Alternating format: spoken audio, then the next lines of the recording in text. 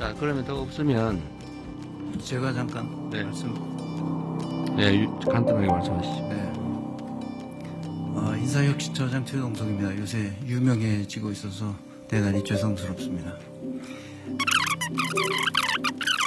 인간의 존엄성은 건드릴 수 없다는 이 철학적 배경이 없이는 이 규정만 가지고는 이 문제를 근본적으로 해결할 수 없다는 생각입니다.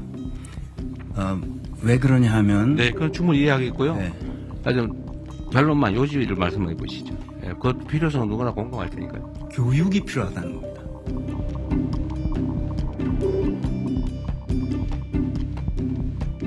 우리 시민들이 할 일이 있어요. 대법원을 반쯤 죽여놓는 거예요. 대법원 기능을 정지시키고 그 대법원장이 누군지 모르게 해야 돼요. 삼권 분립을 주장하는 놈들이 나라를 망쳤다는 거예요. 우리나라가 지금 40%가 지금 그 김문수를 지지한 거 아닙니까? 네.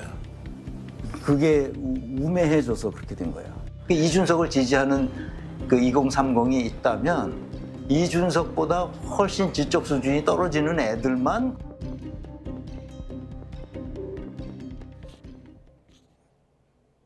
네. 최동석 처장 말대로 진짜 요즘 상당히 유명해졌죠. 그래서 오늘 발언이 유명해져서 죄송하다. 이렇게 첫 발언을 이렇게 띄웠는데 어떻게 보십니까? 사과였습니까? 그러니까 뭔가 해명을 하고 싶었던 것 같아요. 본인이 SNS로는 사과문을 올리긴 했는데 그럼에도 불구하고 후속으로 계속해서 보도가 되다 보니까 의도하지 않게 계속해서 관심을 받게 되고 유명해진 것을 또 저렇게 표현하다 보니까 또 이게 진정한 사과나 진솔한 모습이냐에 대한 비판이 될 수가 있는 부분이거든요. 그리고 국무회의가 생중계가 되면서 사실은 예정에 없었던 돌출 발언이었던 것 같기는 합니다. 그래서 굳이 그 타이밍에 그렇게 발언하는 게 적절했느냐에 대해서도 한번 내부에서 평가가 될 것 같고요. 그런 면에서 이재명 대통령도 간단히 요지만 말해라 라고 약간의 그런 냉철한 이야기를 한 것 같은데요. 그 이후에 사실은 서면으로 공식 사과문을 내놓았죠. 향후 신중한 언행으로 국민 여러분의 눈높이에서 걸맞는 공직자 자세를 갖겠습니다라고 진실한 뭔가 메시지를 내긴 했는데요.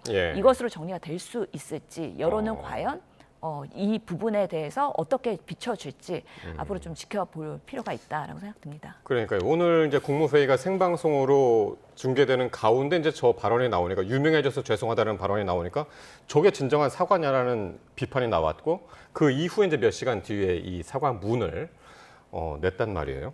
어떻게 보셨나요?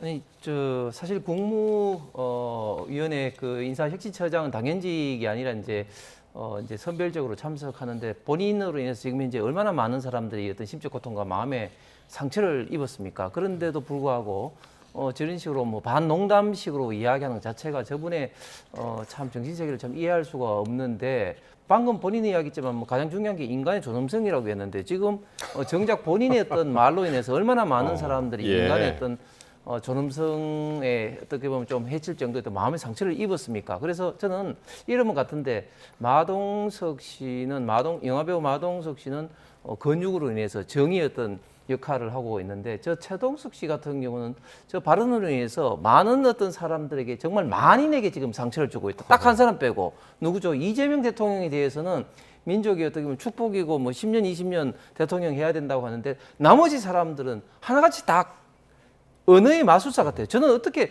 저런 어떤 비판을 할 수가 있는지 문재인 대통령이 뭐라고 그랬으면 모든 어떤 고통의 어떤 원천이라 그러고 또 뭐 지금 윤호중, 강훈식, 지금 그 지방위원장 김경수 모든 사람들에 대해서는 정말 입에 담을 수 없는 그런 어떤 비판을 하는데 저분이 참 저런 식으로 계속해서 있다 보면 물론 본인의 어떤 유튜브라든지 이런 건 통째로 이제 폐선시켰습니다만 그럼에도 불구하고 워낙 발언이 있기 때문에 계속해서 앞으로 아마 나올 겁니다. 나오다 보면 아마 감당할 수 있겠느냐 이런 어떤 생각이 드는데 어쨌든 저는 최동석 인사혁신처장의 사례를 보니까 지금 이재명 정부의 인사검증에 정말 저는 큰 구멍이 뚫려 있다고 봅니다. 왜냐하면 조금이라도 인사검증을 저는 1분이라도 하면은 저런 어떤 발언을 용인할 수 있었을까? 그래서 결국은 최동석 인사혁신처장이 저를 나온 것은 이재명 대통령하고 그런 어떤 특별한 관계 때문에 아예